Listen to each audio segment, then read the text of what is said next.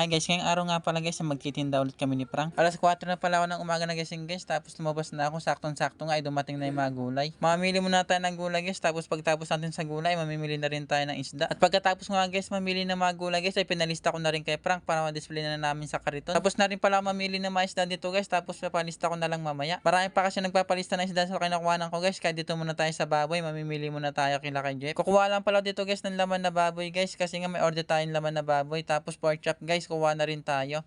Tapos nga pala guys, kukuha nga rin tayo ng buto-buto para marami-raming baboy natin ngayong araw. Kung gusto nyo pala guys kumuha ng baboy, ay dito nga lang yan guys, located nga lang pala dito yan sa Pabahay 2000, San Jose del Monte guys. Kaya guys, punta na kayo dito sa amin. May mga manok nga rin pala sila guys na tinitinda guys, at mura-mura nga lang pala sa kanila. Kaya guys, punta na kayo dito sa amin sa palengke sa Pabahay 2000. At shoutout nga pala natin yung bata-bata ni Kay Jeff guys, ay napakasipag nga pala. Shoutout din pala natin guys yung mga taga-Manukan, ang sisipag nga nila. At pagkatapos ko nga guys kumuha ng baboy guys, tapos kinuha ko na rin yung isda, ito nga guys, dinisplay na ni Frank yung mga gulay. Napakabait talaga ni Frank guys, kaya hindi ko na sabihin guys, ay alam na alam niya na kung paano i-display itong mga gulay. Yung bill pala ng gulay ko guys, ay umabot nga na 1,600 pesos. Medyo marami nga yung gulay ko ngayong araw guys, at sana nga maubos to para malaki-laki yung re-remit ko kay Boss Neg. At pagkatapos nga guys ni Frank guys, mag-display ng mga gulay guys, ay ako naman di-display ko naman itong mga isda namin. Ilalagay ko naman pala itong hipon guys sa palanggana guys, para makita ng mga tao. Ang bentahan ko nga pala ng hipon ngayon guys, ay 440 nga or 420 pesos per kilo. Next naman guys, i-display natin itong tilapia guys. Medyo mahal nga lang yung mga isda ngayong araw guys, kasi nga may bagyo ngayon. At konti nga lang yung isda ko ngayong araw guys, bangus, tilapia, tambakol at hipon nga lang pala guys. Kasi nga guys, yung kinukuhaan ko nga guys, ay walang nakuwang mga isda kasi nga may bagyo. May pagkamahal nga talaga yung mga isda ko ngayong araw guys, kaya sana naman maintindihan ng mga suki ko. Yung bentahan ko nga pala ng tambakol guys ay 220 pesos nga, tapos yung bangus naman ay 240 pesos naman. Tapos yung tilapia naman guys ay 170 pesos per kilo. At meron nga guys lansones si Frank guys ngayong araw guys. Sumama kasi si Frank guys na may linawang gulay guys, kaya namili na rin siya ng lansones, paninda niya. At eto nga guys, titikman nga natin kung masarap yung lansones na nabili ni Frank. At unang tikim mo nga guys, napakasarap nga guys, at sobrang tamis nga ng lansones ni Frank ngayon. Yung nakaraan kasi guys ay medyo maasim nga yung lansones ni Frank ngayon, tapos ngayon naman ay sobrang tamis nga.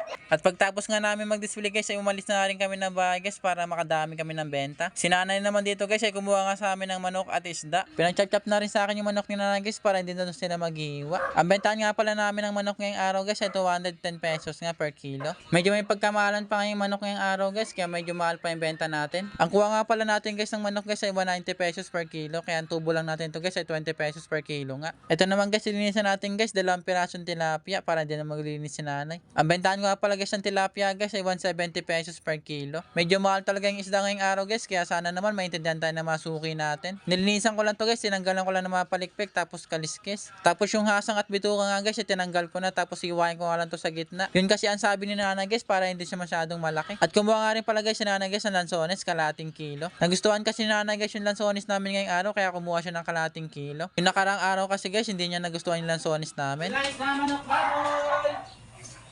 Gulay ko! Gulay na manok baboy, lansones! Gulay na manok baboy, lansones!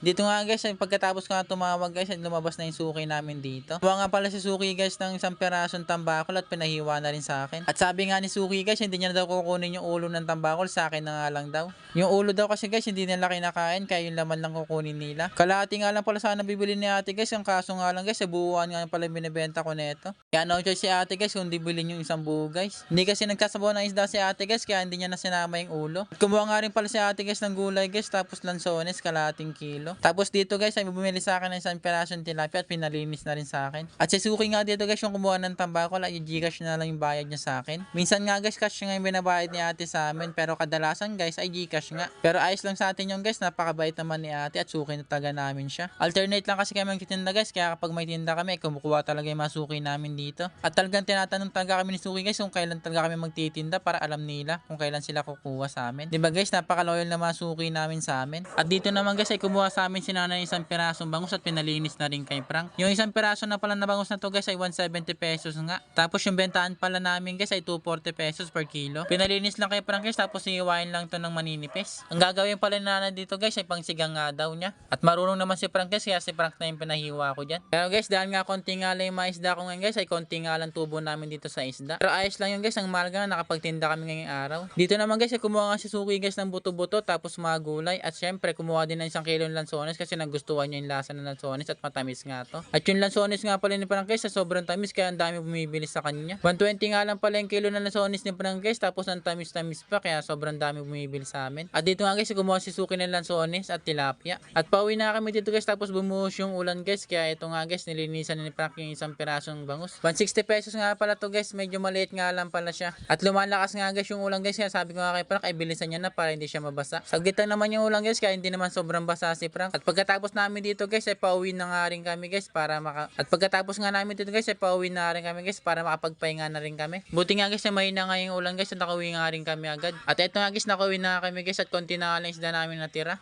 At ipapasoli ko na rin kay Frank guys dun sa kinukuhanan namin para makapagpahinga na rin kami. Tapos ako na pala bahala sa gulay guys, ililista ko na lang to para may balik na nga. At yung lansones nga pala ni Frank guys ay konti na nga lang, sa 2 kilo na nga lang to may get. At panigurado guys, malaki-laking tutubuhin ni Frank dito sa lansones niya. Almost 20 kilos kasi ito lahat guys, tapos ito na lang yung natira guys. Ay humataw talaga guys yung lansones ni Frank guys, kaya malaki-laking tutubuhin niya ngayong araw. At deserve naman ni Frank yan guys kasi napakasipag ni Frank. Alang muna for today's video guys, don't forget to like and share and maraming salamat po. Kita-kits sa next video.